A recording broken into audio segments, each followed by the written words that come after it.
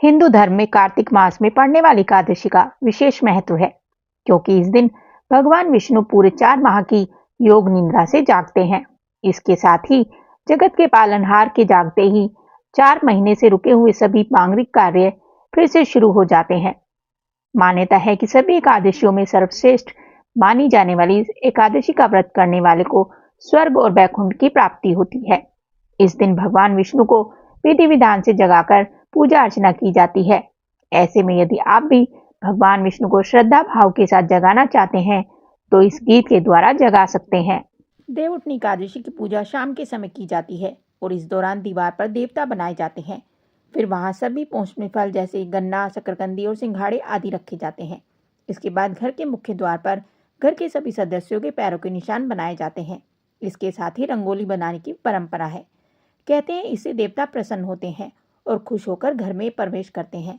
फिर थाली बजाकर देवताओं को जगाया जाता है और उनका आशीर्वाद मांगा जाता है। देवउठनी एकादशी गीत। उठो देव बैठो देव, उठो देव बैठो देव, हाथ पांव फटकारो देव, हाथ पांव फटकारो देव।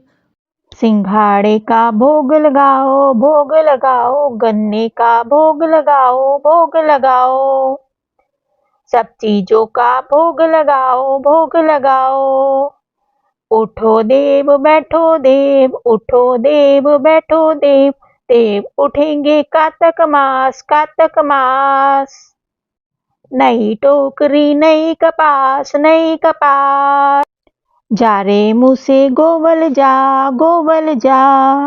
दाब कटा, दाब कटा, दाब कटा के बोन बटा, बोन बटा, बोन बटा के खाट बुना, खाट बुना, खाट बुना, खाट बुना के दोवन दे, दोवन दे, दोवन दे के दरी बिछा, दरी बिछा, दरी बिछा के लोट लगा, लोट लगा, लोट लगा के मोटो हो, झोटो हो।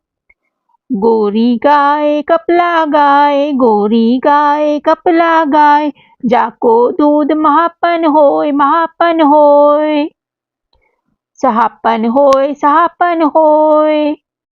जितने जंगल सीख सलाई, सीख सलाई, इतनी यागर भवन आई, भवन आई। जितने जंगल ही सारोड़े, ही सारोड़े, जितने जंगल झाऊ झुंड, झाऊ झुंड, इतने यागर जन्मो पूत, जन्मो पूत।